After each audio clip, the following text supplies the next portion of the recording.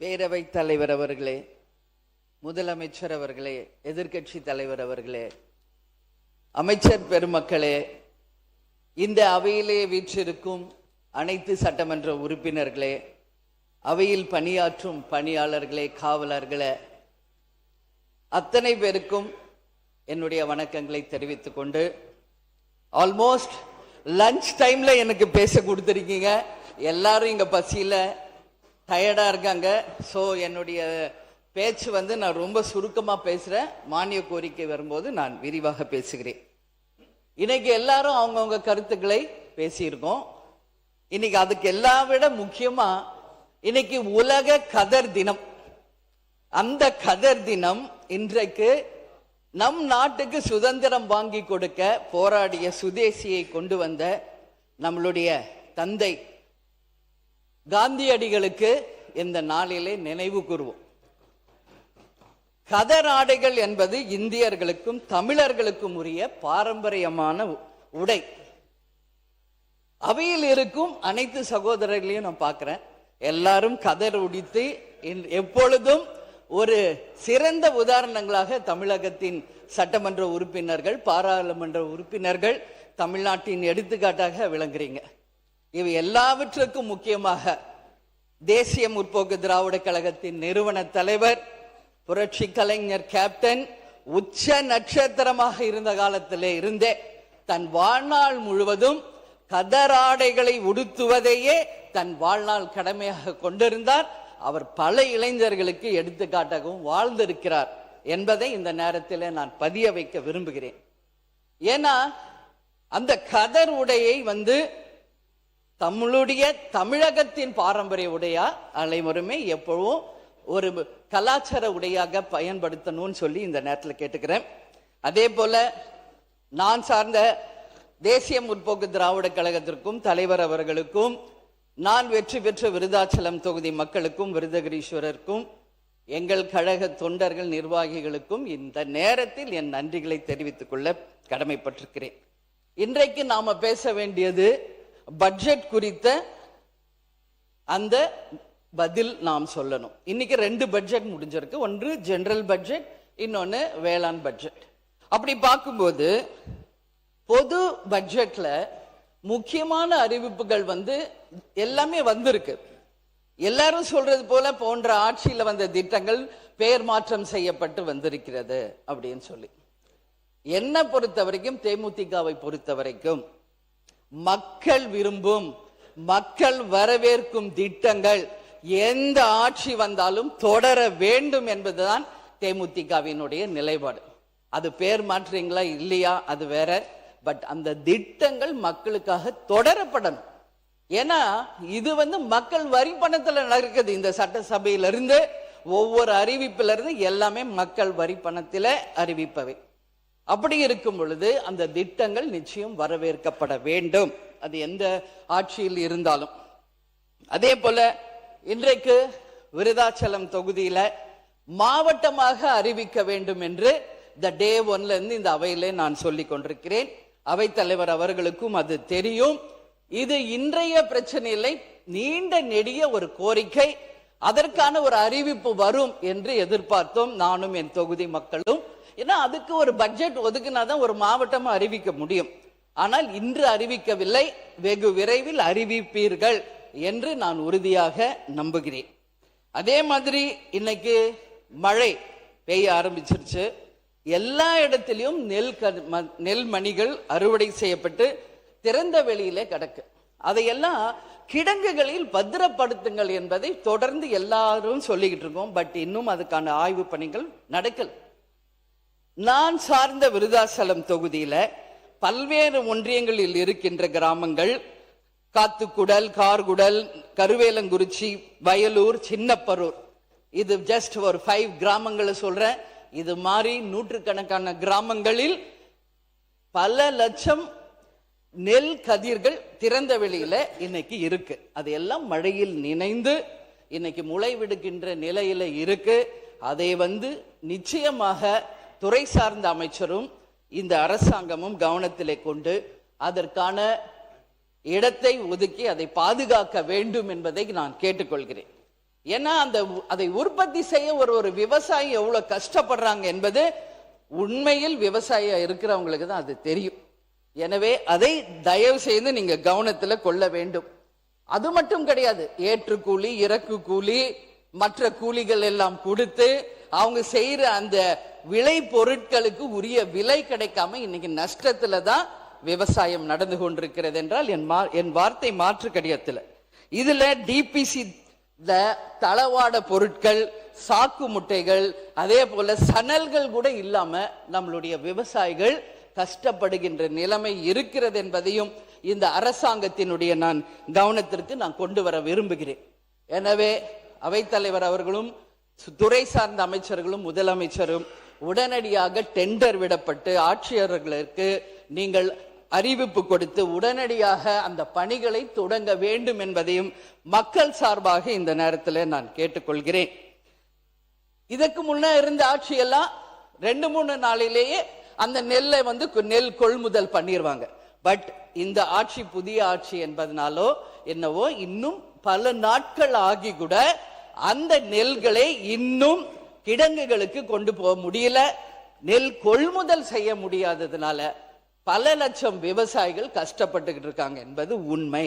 அதனால் உடனடியாக நெல் கொள்முதல் செய்து அந்த விவசாயிகளை காப்பாற்ற வேண்டியது இந்த அரசின் கடமை. இங்க இருக்கின்ற வேளாண் பட்ஜெட்டை படைத்த வேளாண் துறை அமைச்சர் கும்பகோணத்தை சேர்ந்தவர். அவர் சார்ந்த அவர் தொகுதியிலேயே 15 நாட்கள் 30 நாட்களுக்கு மேல் நெல் இன்றளவும் அந்த கொள்முதல் செய்யப்படாததால நிறைய நெல் வீணாயிட்டு இருக்கு. அது துறை சார்ந்த அமைச்சர் கவனத்திற்கு கொண்டு வர வேண்டியது என்னுடைய கடமை. அதே மாதிரி நாம மற்ற ஸ்டேட் கிட்ட தண்ணி கேட்கிறோம், நாம் தன்னிறைவு பெற்றதா இருக்கணும். இந்த டே 1 நான் பதிவு வச்சேன். இப்ப இன்னைக்கு மழை வந்துகிட்டு இருக்கு, எல்லா இடத்துலயும் டேம்ஸ் ஃபுல் ஆகுது, எல்லா இடத்துலயும் கரை புரண்டு ஓடுது. ஒகேனக்கல்ல இருந்து நீங்க எல்லாரும் பாக்குறீங்க. இதை சரியாக நம்ம ஆட்சி பயன்படுத்திக்கணும். இப்ப தூர்வாருங்க, இப்ப தடுப்பணைகளை கட்டுங்க, வருகின்ற மழையை சேவியுங்கள், வீணாக கடலில் கலப்பதை தடுங்கள்.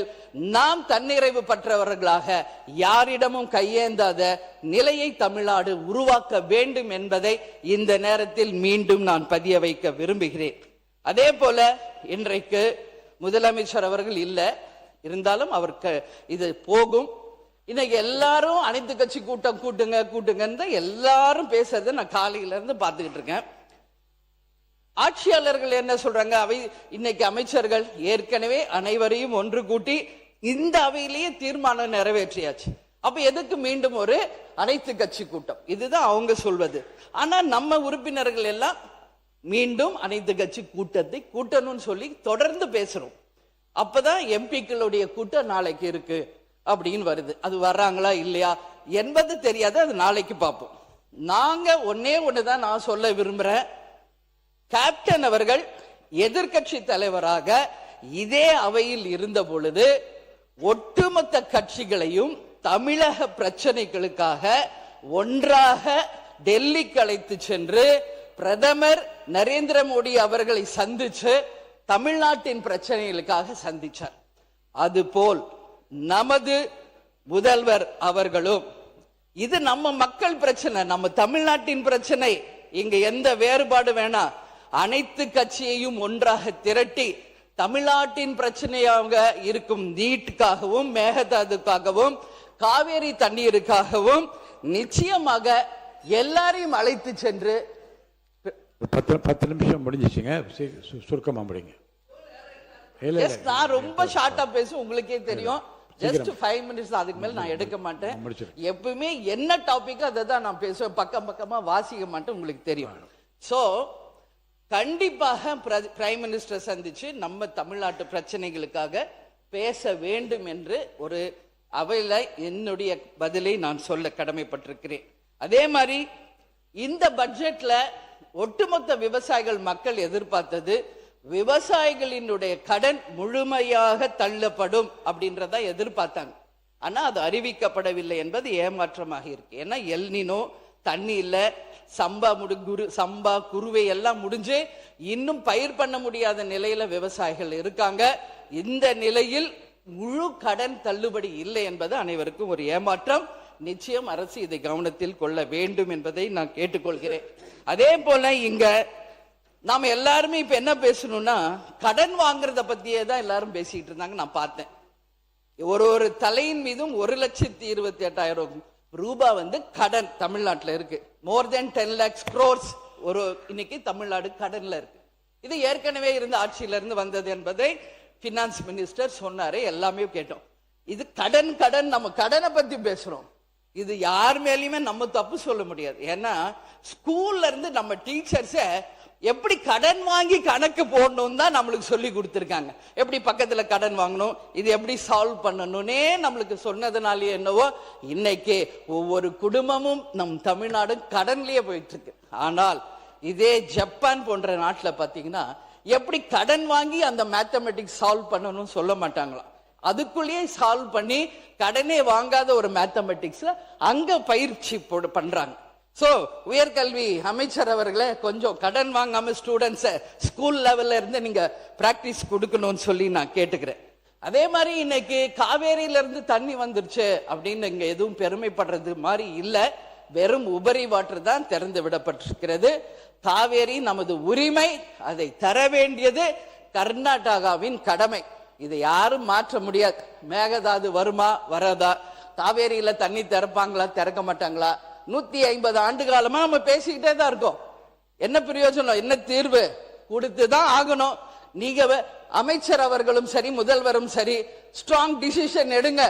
ஒட்டுமொத்த எதிர்கட்சிகளும் தமிழ்நாடு மக்களும் உங்க பின்னாடி நிப்பாங்க. விவசாயிகளுக்காக, நிச்சயமாக தமிழ்நாட்டு பிரச்சனைக்காக. இதுல எந்த மாற்று கருத்தும் கிடையாது. So take strong decision. Mekedatu அணை கட்டக்கூடாது. காவேரியில எங்களுக்கான உரிமை தந்துதான் ஆகணும். இல்லைன்னா அது எப்படின்றது நம்ம எல்லாரும் சேர்ந்து பார்ப்போம். நான் தான் சொன்ன முதல்வர் கர்நாடகா போனோம். அவரும் ஃபர்ஸ்ட் டைம் சிஎம், நம்ம சிஎம்மும் ஃபர்ஸ்ட் டைம் சிஎம். போட்டுமே, போய் பேசட்டும். இப்ப என்ன ஆயிடுச்சு, 2 பேரும் அவர் கூப்பிடுறாரு, நீங்க போங்கன்னு சொன்னது நான் தான். பட் இப்போ என்னவோ அவங்க வர வேணான்ட்டாரு. ரைட், போல. நான் என்ன சொல்றேன், ஏன் போக கூடாதுன்றீங்க? எல்லாம் போங்க. யாருக்காக போறாங்க? நம்ம மக்களுக்காக, நம்ம விவசாயிகளுக்காக போறாங்க. போனோம், போய் பேசினாதான் ஒரு தீர்வு வரும். நான் கூப்பிட்டு வரலன்னு அவர் ஈஸியா சொல்லியிருப்பார். பட் அதுவே அவர் முன்னாடி சொல்லிட்டார் வர வேணாம். இதைத்தான் நான் இன்னைக்கு ஒகேனக்கல்ல கூட நான் பேசினேன். ஓகே, உங்க ஊர்ல சுச்சுவேஷன் சரியில்லை. எங்க தமிழ்நாட்டுல மக்கள் வந்தாரை வாழ வைக்கும் தமிழ்நாடு. எங்களுடைய நாட்டுக்கு நீங்க வாங்க, கர்நாடகா முதலமைச்சர் அவர்களே, வாங்க பேசுங்க, தீர்வு காணுங்க. 2 ஸ்டேட் மக்களும் நல்லா இருக்கட்டும், 2 ஸ்டேட் விவசாயிகளும் நல்லா இருக்கட்டும் அப்படின்றத நம்ம அன்னைக்கு சொன்னோம். அதனால நிச்சயமாக முதல்வர் அவர்கள் செல்ல வேண்டும் என்று அவர் எடுத்த டிசிஷனுக்கு தேமுதிக நாங்கள் துணை நிற்கிறோம். அதே போல இன்றைக்கு ஒரே நிமிஷம், சாரி பேரவைத் தலைவர் அவர்களே, ஒரே நிமிஷம். நான் என்ன சொல்றேன், அவர் சிஎம் போகணும்னு நினைச்சார். பட் இப்போ அது முடியல. சிஎம் அவர் சொல்றார், பேசுறப்ப நான் கேட்டேன், அப்படி போய் அவமரியாதை ஆயிட்டா அதனால அப்படின்னு சிந்திச்சாங்க.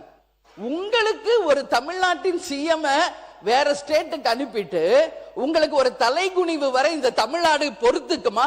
நாங்க எல்லாரும் சும்மா இருப்போமா? உங்களுக்கு அப்படி ஒரு தலைகுனிவு வந்தால் ஒட்டுமொத்த தமிழ்நாடும் வெகுண்டெழும். எங்கள் முதல்வரை அவமதிப்பதற்கு எந்த அதிகாரமும் கர்நாடகாவுக்கு இல்லை என்று. அதனால் நீங்க அதெல்லாம் யோசிக்காதீங்க. நீங்க மக்களுக்காக, விவசாயிகளுக்காக நீங்க பேசுங்க. உங்களுக்கு எல்லா மக்களும் துணை நிற்பார்கள் என்பதை இந்த நேரத்தில் நான் உறுதியா சொல்றேன். அதே மாதிரி இந்த பஞ்சபூதங்களும் யாருக்கும் சொந்தம் இல்லை, எல்லாருக்கும் பொதுவானது. எந்த இயற்கையும் யாரும் கட்டுப்படுத்த முடியாது. இன்னைக்கு அடம் போன ஃபுல் ஆயிடுச்சு, இல்லைன்னா டேம் உடையணும்னு திறந்து விடுறாங்க, இல்லைன்னா திறக்க மாட்டாங்க. உங்க உபரி வாட்டர் எங்களுக்கு வேணாம், எங்கள் உரிமையை தான் நாங்கள் கேட்கிறோம். அதனால பஞ்சபூதங்கள் அனைவருக்கும் சமம், இயற்கை அனைவருக்கும் சமம் என்பதை இந்த நேரத்தில் நான் தெரிவிச்சுக்கிறேன். அதே மாதிரி இங்க 717 மதுபான கடைகளை பத்தி பேசினாங்க. ஒரே ஒரு விஷயம், இன்னும் ஏன் தொகுதியில கூட அது மூடப்படவில்லை என்பதை உங்க கவனத்திற்கு நான் கொண்டு வருகிறேன். அதே போல கேப்டன் அவர்கள் 45 ஆண்டு காலம் வாழ்ந்த சாலி கிராமம், முதல்வர் அவர்களும் எங்க வீட்டு பக்கத்துல அதே சாலி கிராமத்துல தான் பல ஆண்டுகள் வாழ்ந்தார். அங்க விருகம்பாக்கம் சட்டமன்ற உறுப்பினர் கவனத்திற்கு நான் கொண்டு செல்லணும்னு விரும்புறேன். இது விருகம்பாக்கம் தொகுதி மக்கள் நாங்க பல ஆண்டுகள் அங்க வாழ்வதனால என்னிடம் வந்து முறையிட்டது. இன்றைக்கு ஜெயகோபால் கரோடியா பள்ளிக்கூடம் ரொம்ப பிரசித்தி பெற்றது. பக்கத்திலேயே ஒரு கோயில் இருக்கு, அங்க ஒரு மதுபான கடை நடந்து கொண்டிருக்கிறது.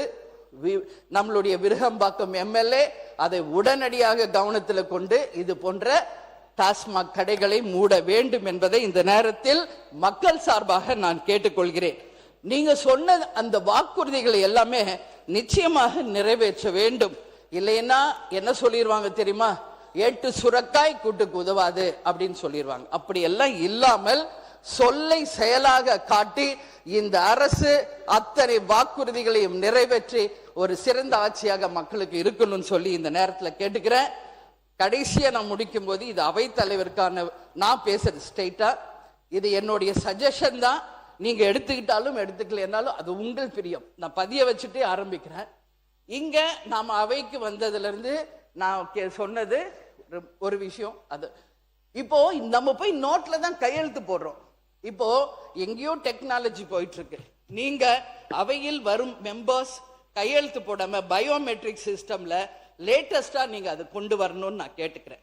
அதே போல தண்ணி பிரச்சனை அங்கேயும் ஓய மாட்டேங்குது, இங்கேயும் ஓய மாட்டேங்குது. ஒரு பாட்டில்ல தண்ணி கொடுங்கன்னு நான் கேட்டேன். அண்ணன் ஓபிஎஸ் அவர்கள் அதுக்கும் ஒரு தடையை போட்டார். நான் கேட்டேன் நேற்று, ஏன் நான் இல்லமா நான் சும்மா சொன்னேன். பார்த்தா பாதி பேருக்கு பாட்டில் வந்துருச்சு, பாதி பேருக்கு தான் டம்ளர் இருக்குது. முழு பேருக்கும் பாட்டில்ல கொடுத்தீங்கன்னா அது சுகாதாரமாக இருக்கும். அது ஒன்று. இன்னொன்று, மூன்றாவது ஒரு விஷயமாக, எல்லாரும் வெளியே போறோம் வரோம், ஒரு 5-10 மினிட்ஸ் ரெஸ்ட் எடுத்துக்கிறோம். ஆனா இந்த 5 கேமராமேன் மட்டும் நான் பாக்குறேன், நின்ன இடத்துலயே அப்படியே நிக்கிறாங்க. ஒரு இயற்கை உபாதைக்கோ ஒரு தண்ணி கூட குடிக்க மாட்டேங்கிறாங்க. அவங்களுக்கும் நீங்க கொஞ்சம் சேஞ்ச் பண்ணி அவங்களுக்கும் நீங்க ஒரு கர்ட்டசியா எடுத்துக்கணும்னு சொல்லி இந்த நேரத்துல நான் என்னுடைய உரையை சொல்லி, நிச்சயமாக அனைவருக்கும் இந்த ஆட்சி ஒரு நல்லாட்சியாக அமையணும். அதே போல இன்னொரு முக்கியமான விஷயம், நாம வந்தவுடனே இரங்கல் தீர்மானம் நம்ம வாசிங்க, அது உண்மையிலேயே வரவேற்கத்தக்கது. இன்றைக்கு அதோடு கூட இந்தியாவின் பழமை மிக்க தலைவர், இந்த அவையில் 6 முறை முதலமைச்சராக அமர்ந்த கலைஞர் ஐயாவினுடைய நினைவு நாள். அந்த இரங்கல் செய்தியோட அவரையும் நாம் இன்றைக்கு நினைவு கூர்ந்திருந்தால், அவர் சார்ந்த கட்சிக்கு மட்டும் இல்லாமல் இந்த அவைக்கும் தமிழ்நாட்டுக்கும் ஒரு பெருமையாக, ஒரு சிறந்த உதாரணமா எடுத்துக்காட்டாக இருந்திருக்கும். எனவே அவரது நினைவு நாளை இந்த அவையில் இரங்கல் செய்தியோட நீங்கள் நினைவு கூர்ந்திருந்தால் அந்த தலைவர்களுக்கு நாம் ஒரு மரியாதை செலுத்தியதற்காக ஒப்பாகும். அவர் மட்டும் இல்ல, நம்மை சுற்றி இருக்கின்ற புகைப்படங்களில் இருக்கின்ற எந்த ஒரு முதலமைச்சராக இருந்தாலும் அவர்களுடைய நினைவு நாளில் இந்த சிறப்புமிக்க அவையில அவர்களுடைய நினைவு நாளை நாம் நினைவு கூறும்போது இந்த அவைக்கும் ஒரு மாண்பு, மரியாதை, அந்த தலைவர்களுக்கும் ஒரு மரியாதை, அந்த கட்சியை சார்ந்தவர்களுக்கும் அது ஒரு மரியாதை, மக்களுக்கும் அது ஒரு சிறந்த எடுத்துக்காட்டாக இருக்கும் என்று கூறி, எனக்கு வாய்ப்பு கொடுத்த நமது பேரவை தலைவர் அவர்களுக்கு நன்றி கூறி விடைபெறுகிறேன். நன்றி, வணக்கம். உறுப்பினர்